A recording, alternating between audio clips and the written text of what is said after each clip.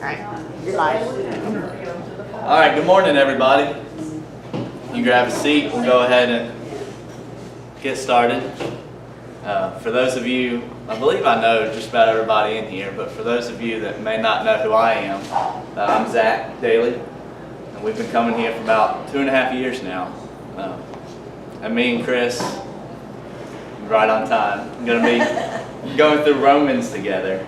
I wasn't here last week, but I did hear Chris's lesson on the YouTube, which is, I know we got some folks watching online this morning, so welcome to y'all as well. So this morning we're going to pick up where Chris left off. We're going to be in Romans chapter 2, verse 17 this morning. And Chris mentioned a little bit last week, Paul sometimes can be a little difficult to understand, right? Sometimes his writing is confusing. He talks about some high-level theological concepts, right? So in this class, we're going to try to grapple with some of those things, and we're going to discuss them. We may have some different opinions on them, right? So if you disagree with something I say, please feel free to share what you think, and we can talk about it and try to figure out, because I think personally discussing this and trying to find gets us closer to what God wants us to understand. So please feel free to chime in with anything that catches your eye or that you think we need to talk about. So in Romans 2, chapter 2, verse 17, and I'm reading from the New King James Version. So Romans 2, verse 17. Paul says, "Indeed, you are called a Jew, and rest on the law, and make your boast in God, and know His will, and approve the things that are excellent, being instructed out of the law, and are confident that you yourself are a guide to the blind, a light to those who are in darkness, an instructor of the foolish, a teacher of babes, having the form of knowledge and truth in the law. You therefore who teach another, do you not teach yourself? You who preach that a man should not steal, do you steal? You who say, do not commit adultery, do you commit adultery? You who abhor idols, do you rob temples? You who make your boast in the law, do you dishonor God through breaking the law? For the name of God is blasphemed among the Gentiles because of you, as it is written." So Paul here is talking to the Jews, and he's calling out a certain moral quality. Can anybody pick out what moral quality he's accusing them of here? Hypocrisy? Hypocrisy, right. He lists all these things. He says, you that teach another, do you not teach yourself? He lists all these actions that they're doing, or that they're telling others to do, but they're not doing themselves, right? So that's hypocrisy. That's one of the definitions of hypocrisy. Maybe holding others to a different standard than you hold yourself would be another definition of hypocrisy. Now, what does hypocrisy mean to you? Or what are some examples of hypocrisy that you've seen in your life?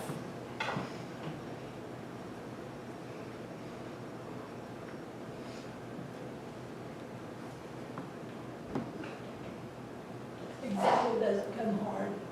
It comes hard, but I think it's saying one thing and acting as if you're like that, but doing the opposite in your way that you're not observed. Right. It's kind of a difference between what you say and what you do, right? It's kind of the essence of hypocrisy. So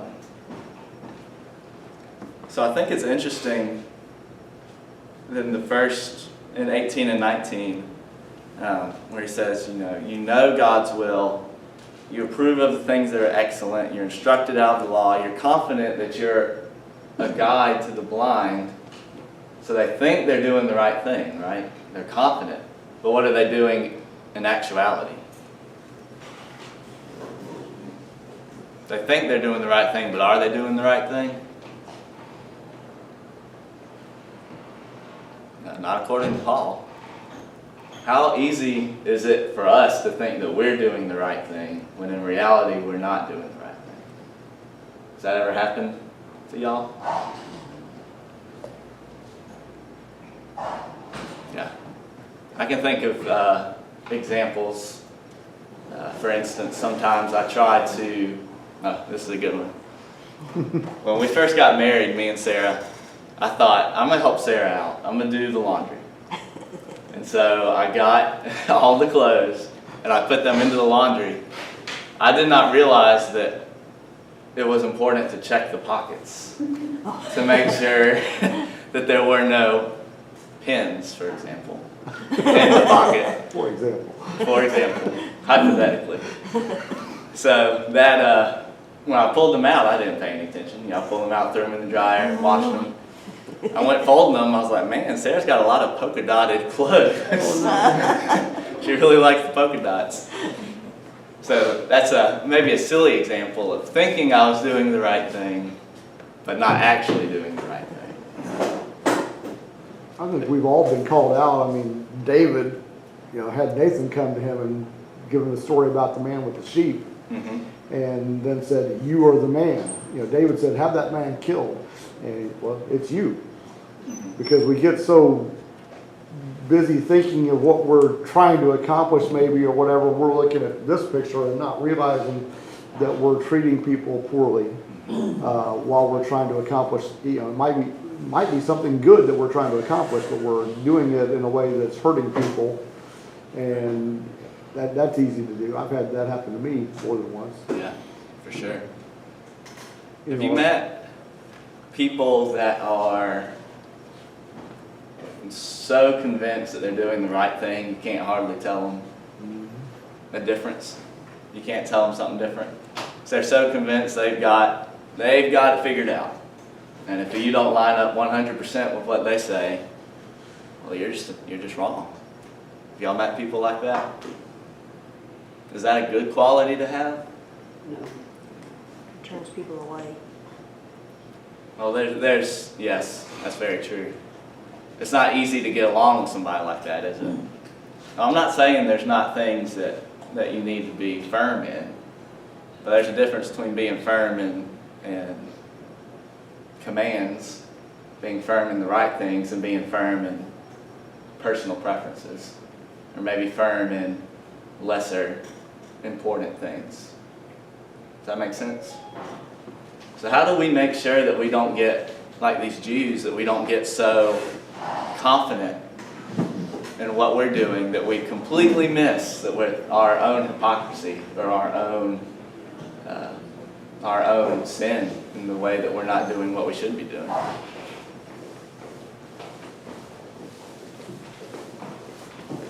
So that's a danger for us today, right? If it happened to the Jews, it could happen to us as well. Yes, what I want to say about this is judgment is an awesome concept, and God is the righteous judge. If we use the very last verse of the chapter, whose praise is not a Jew, whose praise is not from men, but from God. In other words, God knows how to do this. Right. Yeah, so we need that concept of God being the righteous judge. We're not the judge of ourselves or of other people, right? How does God help us? How does God help make sure that we don't get so set in our ways or so confident in ourselves? I think in James talks about it. I know we're in Romans, but James talks about to live your life that you're being judged at the moment. What I mean by that, what he means by that is that we're living a life that people are watching. And I think if we're, not that we're scared that we're going to make a mistake, but I think if we're, like these Jews were so saturated in the law, and keeping the law, and doing all, checking off the boxes.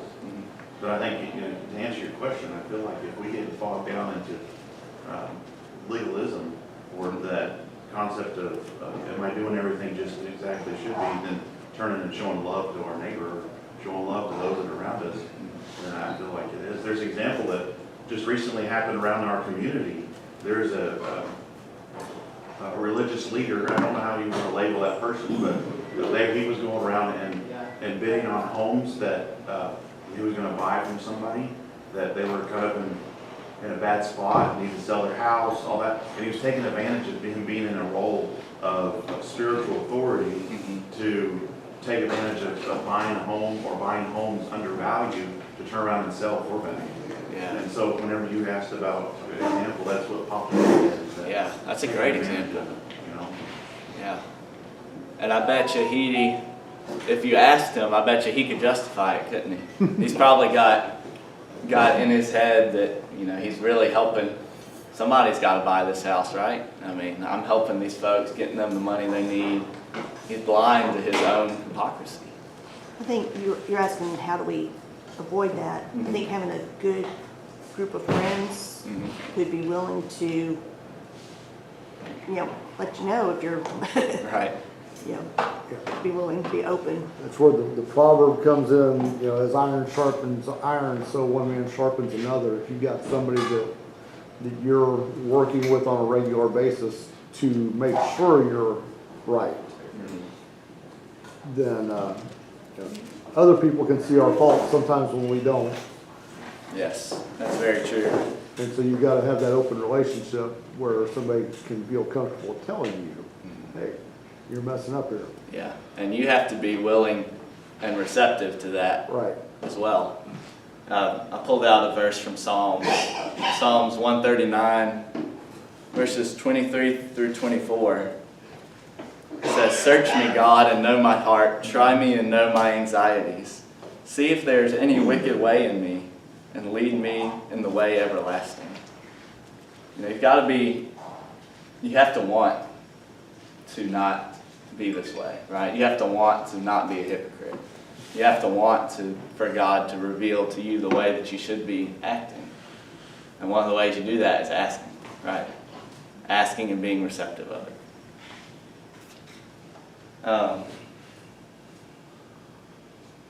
Who do we judge more harshly? Ourselves or others? That's an easy one, right? Ourselves, no, others. We judge others more harshly, for sure. I think that's kind of what Paul's getting at through here.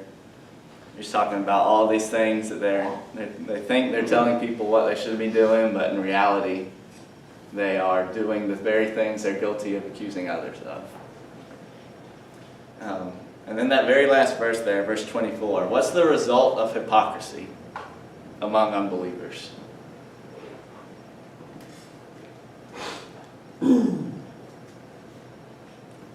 Verse 24, he says, "The name of God is blasphemed among the Gentiles because of you."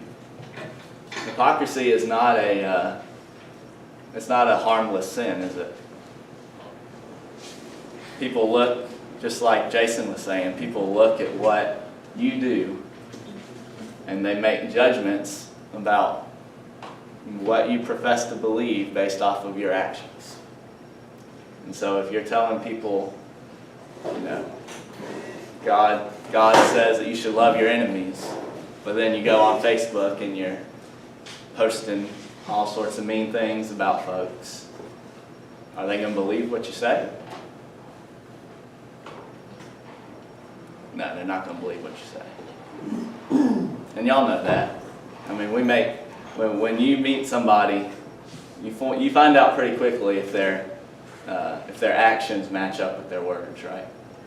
And when they don't, you know how you hold that person in your mind, what you think about them. People do that to you too.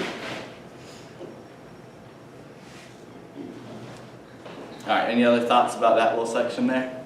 It's just, you know, I've dealt with people that have been beat up by certain denominations and they've been turned away from God because of it.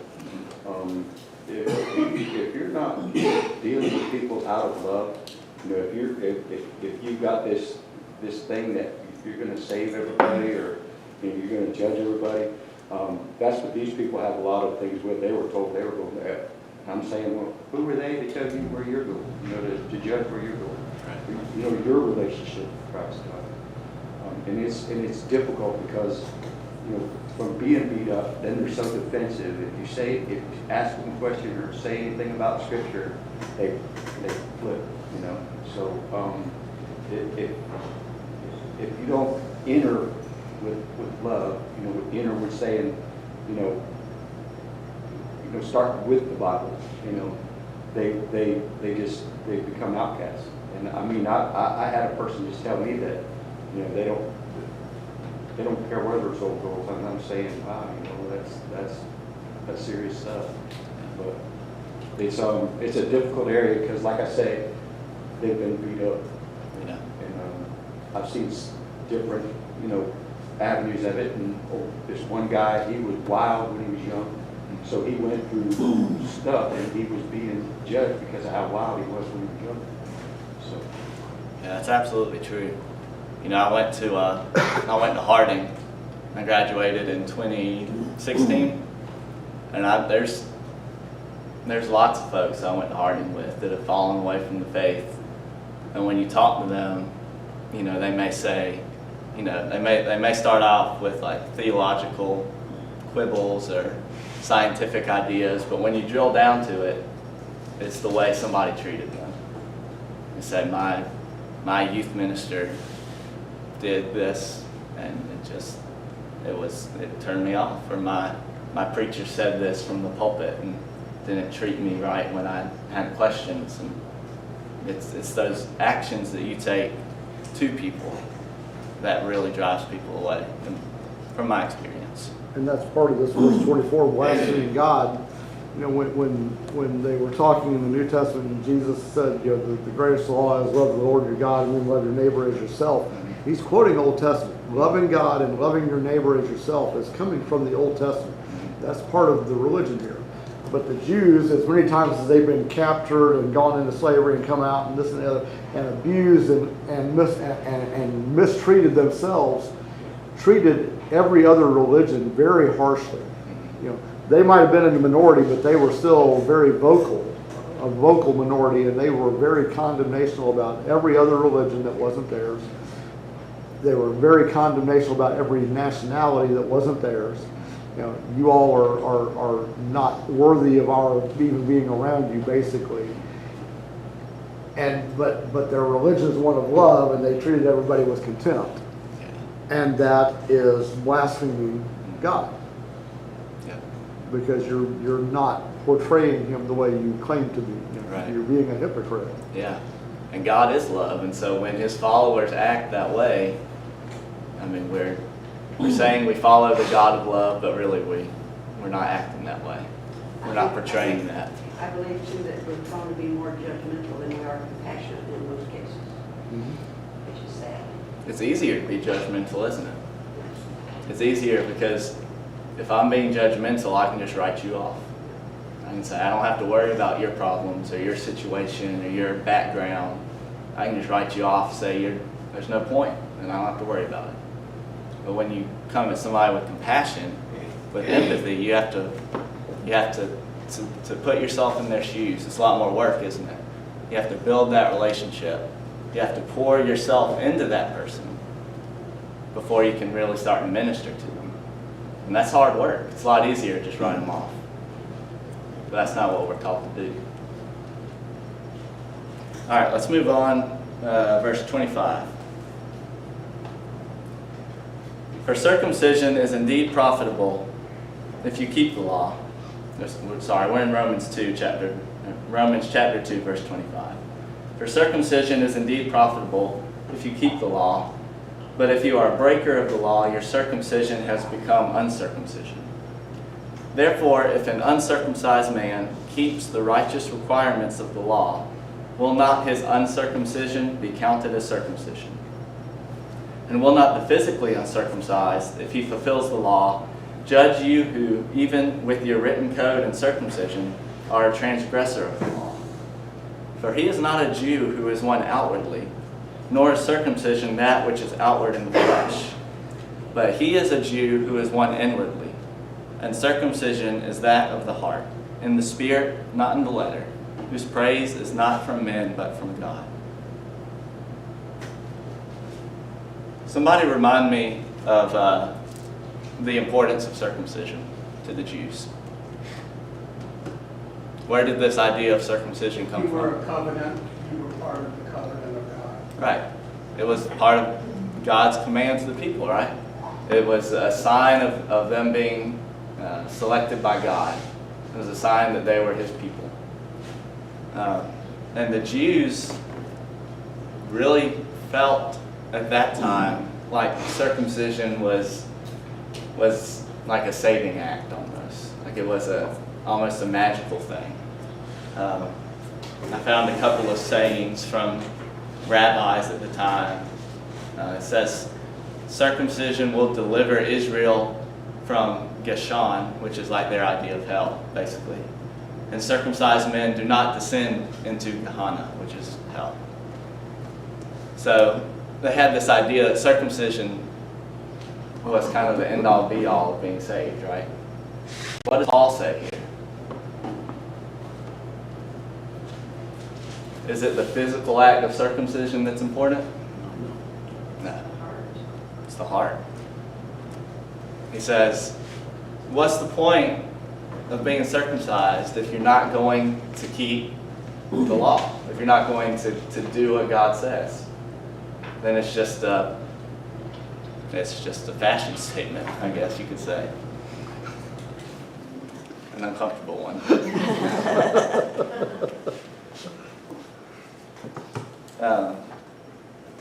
I think the heart of what he's asking here is what's more important, the outward appearance or the inward condition of your heart? Who's going to judge who? He says in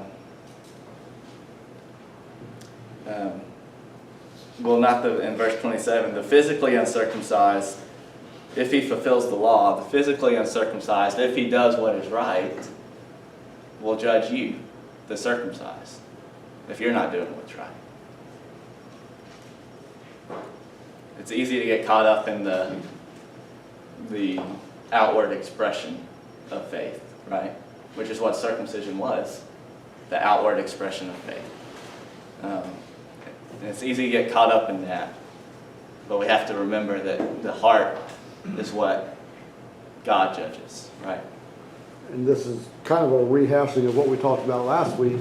You know, these other people didn't have circumcision, they didn't have the law, but there was enough there in nature, the laws that God put in place, that God said they're obvious to you, that that there is a creator and that there are moral laws. And so these people that have figured that out and are keeping the laws without being told exactly what they are, and you guys had every detail and you're flaunting it and acting like, and you're throwing it in God's face. So who's going to look better to God? Exactly. The one that figured it out without the letter, or the one that had the letter and disregarded it. Yeah. Donna, do you have something? Well, as you're reading this, I'm thinking of baptism. Mm-hmm.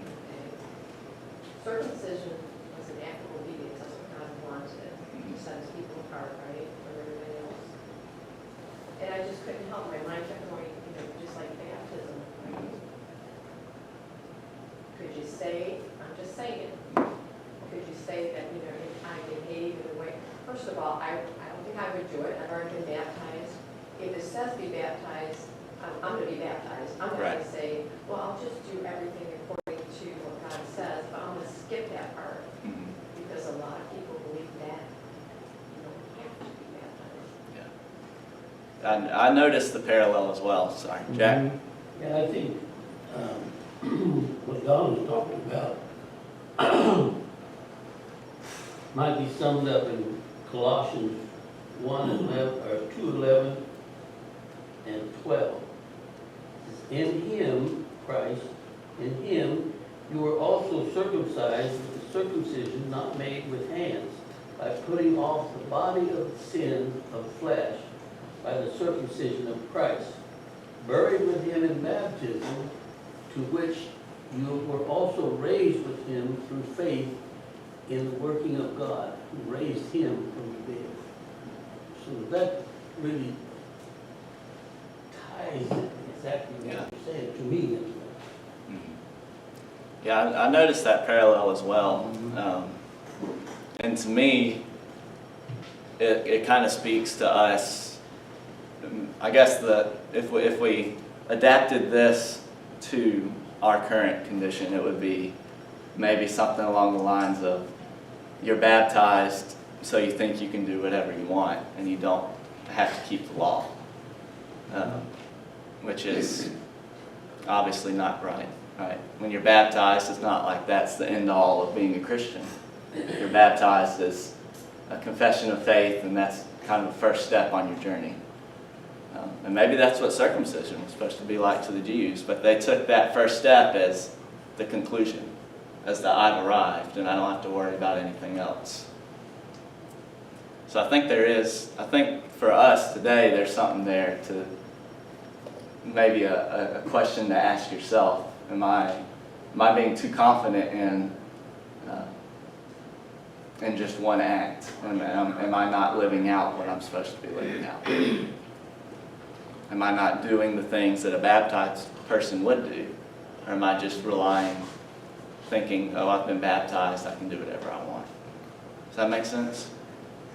This is the importance of teaching our young not just what to do, but why. What's the reasoning behind it?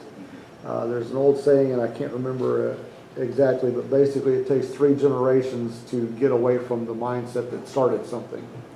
You know, you have, for instance, the Revolutionary War. You know, we fought a war for independence so that we could be a free nation.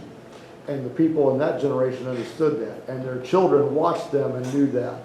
But by the 3rd generation, it's more of, these are the rules that we follow, not knowing the reason. And we do that with scripture and religion all the time. We come up with something, it's like, oh, we figured this out now. Well, yeah, we figured it out, but somebody had to figure it out 500 years ago too. Right. You know, but there's some people that lost it in between, but we figured it out. Mm-hmm. But if we don't teach our children and their children the purpose along with the action, then there's going to be trouble. Right. Yeah, I think the important part of this section is I think he sums it up good in 29. He says, he is a Jew who is one inwardly, whose circumcision is of the heart and in the spirit, whose praise is not from men but from God. So it's not necessarily the outward appearance all the time. It's the inward condition of the heart. And you can relate that to baptism also. It's not getting wet. Right. You know, the going under the water isn't what saves you. It's the Spirit. All right. Any last thoughts on that section? All right, let's move on.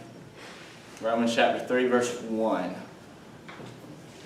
So here, I'll go ahead and tell you on the front end.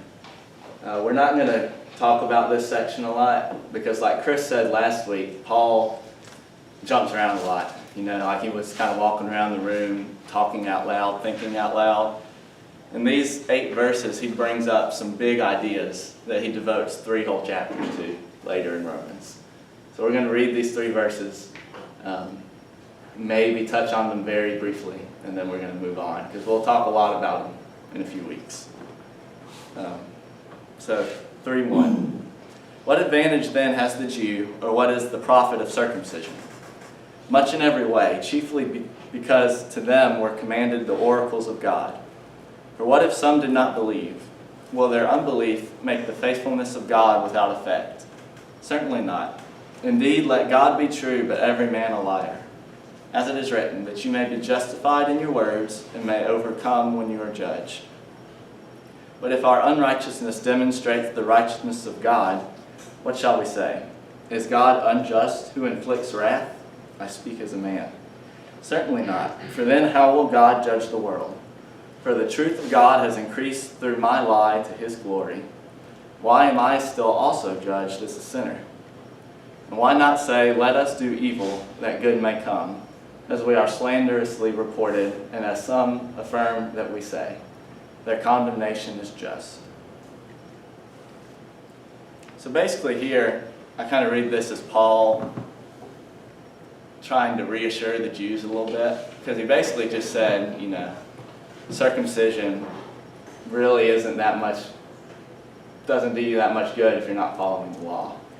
And we know that circumcision was an integral part of the Jewish identity. So they're probably feeling a little attacked right now. So Paul in this section kind of says, you know, there's still advantages to being a Jew. It's still a good thing to be a Jew. You should be proud to be a Jew. And he lists some different things. And he also brings up some questions that he's going to bring up later. So we're not really going to touch on that now. So basically, what I want you to take from this little section, he's just reassuring the Jews, basically. All right, let's pick up in verse 9. It says, "What then? Are we better than they? Not at all, for we have previously charged both Jews and Greeks that they are all under sin. As it is written, there is none righteous, no, not one. There is none who understands, there is none who seeks after God. They have all turned aside. They have together become unprofitable. There is none who does good, no, not one. Their throat is an open tomb. With their tongues they have practiced deceit. The poison of asps is under their lips, whose mouth is full of cursing and bitterness. Their feet are swift to shed blood. Destruction and misery are in their ways. In the way of peace they have not known. There is no fear of God before their eyes. Now we know that whatever the law says, it says to those who are under the law, that every mouth may be stopped, and all the world may become guilty before God. Therefore, by the deeds of the law, no flesh will be justified in his sight, for by the law is the knowledge of sin." So here, Paul kind of sums up the first couple chapters of Romans, right? What Chris talked about last week, he started out talking about unbelievers, about how unbelievers, how the state of man was unrighteousness and evil, about how man does not do what God wants them to do. And then he picks up the next section in chapter 2, talking to us, the reader, where he says, "You're inexcusable, O man." Talking to us, the reader. He says, "You do the very same things that I've just said these other people do. So we have no excuse. We're in the same boat." And then right here in where we picked up in 2:17, he talks to the Jews specifically. And he says, "You may think that you're exempt from this because you have the circumcision and you have the law, but you're not. You're in the same boat. All of humanity is unrighteous. All of humanity is lost. All of humanity is doing evil in the sight of God." It's a very cheery start to his letter, isn't it? And he really drives that point home with this section in verse 10 through 18. This is a collection of different verses from Psalms and some from Ecclesiastes. This isn't like a single psalm. This is kind of verses that he's picked and chosen and woven together to express the depths of our unrighteousness. So what's some of the language that he uses in here? We're going to pretend we're in high school English class. What's some language that really drives home, some descriptive language that drives home our condition? Just real quick, you get a taste of Paul's education here also. Number one, because he remembers all these verses. But number two, because these may not be verbatim word for word quotes, but he ties them all together, which is what the rabbis would do in a lot of their speeches and sermons. And they call it stringing pearls, where you take this pearl and this one and you put them all together to make your point. And so that's what he's doing. So you can tell he's been listening and learning from the spiritual leaders, and he's using their tactics, their methods to communicate to the Jews because it's what they relate to. Yeah. So he's speaking their language very clearly here. And it's very effective too. He's got some strong language in here. Yes, he does. Anybody pick out some phrases that stuck out to you? He uses just a lot of really like harsh descriptions with, there's a lot of body parts like throats, eyes, feet, just makes me, it's very like, well, not like a horror movie, but you know, it's like Yeah, harsh and not a pretty picture. for sure. Jack? I know in several cases here, he starts this section out, it's no, not, and none. And there's nothing positive in those three words, and he repeats them over and over. Yeah. They all turned aside. Yeah. Especially when he uses the descriptive language of the grave Yeah. and the smell, the stench. You know, that's even comes from Jesus is going to Lazarus' grave. They said, no, don't open it. Surely by now he stinks. Right. That was considered a very bad thing in the Jewish culture, was to be around a dead body. Yeah. My favorite one was their throat is an open tomb. It made me think of how diametrically opposed our words are as opposed to God's words. God's words, what? Created. God's words brought life. Our throats, our words are like a tomb. So Paul has gone through, he spent this whole opening section of his letter trying to convince us of our unrighteousness. Why in the world would he do that? Like Chris said last week, he's never been to Rome. He doesn't know these folks. It's not like he's offering, it's not like he has a relationship where maybe this isn't, he feels like he can speak to them this way. Why is he driving home this point of our unrighteousness and our sins so hard in these first chapters? Maybe to show that there is a desperate need of God. I think that's it. And the right relationship with God. We need to be he uses the term righteous to mean in a right relationship with God, which again it's not about checking off your list. It's about having the right heart, which is not what the Jews were doing at that point.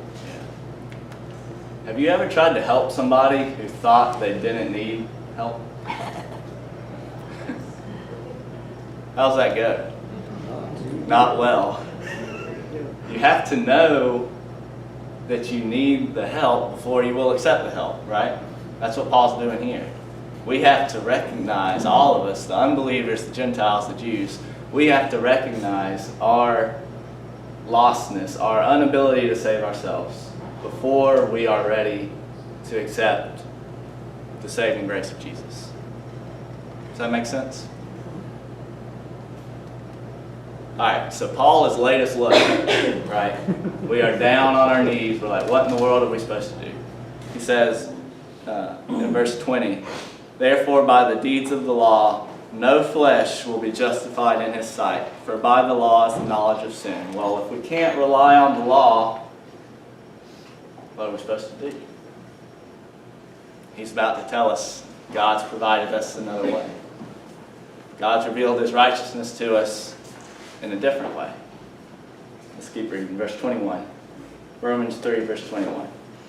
But now the righteousness of God, apart from the law, is revealed, being witnessed by the law and the prophets, even the righteousness of God through faith in Jesus Christ, to all and on all who believe, for there is no difference. For all have sinned and fall short of the glory of God, being justified freely by his grace, through the redemption that is in Christ Jesus, whom God set forth as propitiation by his blood through faith to demonstrate his righteousness, because in his forbearance God had passed over the sins that were previously committed, to demonstrate at the present time his righteousness, that he might be just and the justifier of the one who has faith in Jesus. So now Paul reaches down to us and says, but now, right? We used to rely on the law, but now the righteousness of God is revealed to us through Jesus. So he's offering us a way out, right? He says you don't have to rely on the law anymore.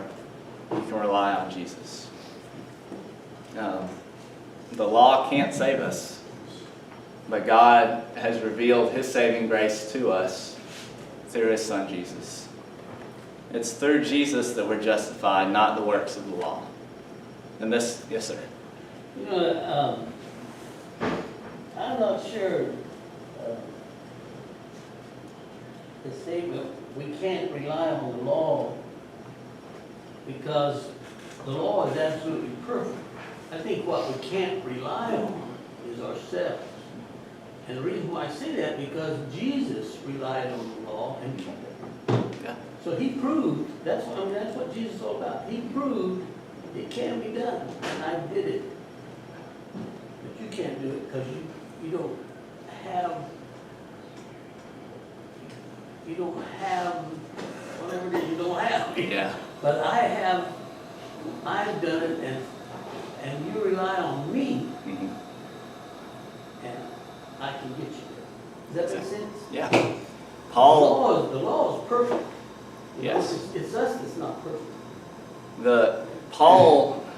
So Romans, we're going to talk a lot about the law. I'll give you a little heads up. Paul talks a lot about the law, about what the purpose of the law was, about our ability to fulfill the law. So we're going to touch on a lot of those ideas, Jack. And I think hopefully we'll understand a little bit better what Paul is trying to tell us the law is, because God gave us the law, right? The law has a purpose. And if you think I'm saying the law doesn't have a purpose, I misspoke. The law has a purpose. The problem maybe is that we have misidentified its purpose, and that we are trying to get the law to do something the law wasn't designed to do. Because God has had the plan from the beginning, right? God gave us the law knowing we couldn't keep the law. God gave us the law knowing that Jesus would have to come to fulfill the law for us because we can't keep it. So the law has a place in God's plan.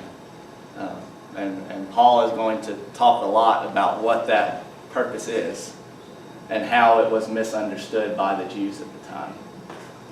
So y'all hold on, we've got a lot of talk about the law coming up for sure. But here, before we get to what the law, the big discussion about the law, he's going to talk about this concept of justification by faith, which is kind of what saves us apart from the law, right? That's what he says at the end there of chapter 3. God's righteousness apart from the law has been revealed to us by Jesus. And that's what Chris is going to talk about next week, a lot of this idea of justification by faith. A couple things here, just real, in that last set of verses that we talked about, he uses three metaphors to show how God's work works. He talked about courts of law where we can be found not guilty, but God doesn't treat us as not guilty. God treats us as innocent. The justification, like we mentioned last week, and David Clayton always says, justification is just as if I'd never sinned. That's what God sees us as, because Jesus has paid that price. And then he talks about sacrifice, because when we sin, that takes us out of our relationship with God. That removes us from the right relationship. And we can't do anything to put that back together, but Jesus gave his sacrifice to put us back into that right relationship. And then he mentions kind of slavery and how we can't get out of slavery on our own. We're enslaved to sin, but Jesus redeemed us. He purchased us with his blood, the propitiation. So he bought us from that. So this is all, again, our relationship with God was, we were not in relationship with God, and there was nothing we could do about it. 3 different ways to show how God, through Jesus, redeemed us and put us back into that relationship. And then to Jack's point, verse 31, do we nullify the law then? No. By all means, no. Far from it. On the contrary, we establish the law. Well, how do we do that? You'll tell us one. And one thing that he's talking here also is, if you go back to Deuteronomy chapter 6, every synagogue service began with that saying, the Lord our God is one God. And so the Jews are sitting here thinking God's going to judge them one way and the Gentiles another. And he says, no, there's one God judges one way. And so, and you know this because you start every synagogue service saying there is one God, our God is one. So you know he's not going to treat you differently or especially because of anything you've done. Yeah, he brings that up in verse 22, where he says, the righteousness of God through faith in Jesus Christ to all and on all who believe, for there is no difference. That's a radical statement at the time to the Jews, because they thought God was just for them. But he says, no, there is no difference now in God's relationship between the Jew and the Gentile. In verses 22, 26, and 30, he says, all you have to do to be in that relationship is to believe or have faith. There's nothing physical you can do, but you have to do that to have that relationship, because that's what puts you into Jesus, where you have the right relationship. Exactly. And I think with what Chris is saying, everybody here, but when we really identify and understand faith, I know it doesn't nullify the Old Testament, but it only highlights what happened in the Old Testament in order for us to understand the perfect plan that God has for us. The faith that we see today highlights where Jesus was coming from Abraham, where David, and all these things that come about to complete the story is where that's why we can't, like he says, don't say the Old Testament's gone, it's over. No, it highlights and gets us, just like it's the master teacher, it develops who we are. So, yeah, we cannot. Disagree with that. I'll go the way. The point earlier, the law was established, and we look at it, and the Jews looked at it as a set of rules. But it was established out of love and to be done with the motivation of love. The Jews have made it a checklist. So to actually establish the law is to change the thought process from going from I'm obeying the law so that I can have my checklist and I can be approved by God to I want to do what the law says because God gave me Jesus, and because of the love that he showed, I'm going to respond in love by doing what he said we should do. And so we are actually establishing the law in the right way when we are living the way we should, because we want to and because out of our response to God. Exactly. All right. I believe that's all our time. So thank you for your attention, and Chris will pick up with this idea of justification.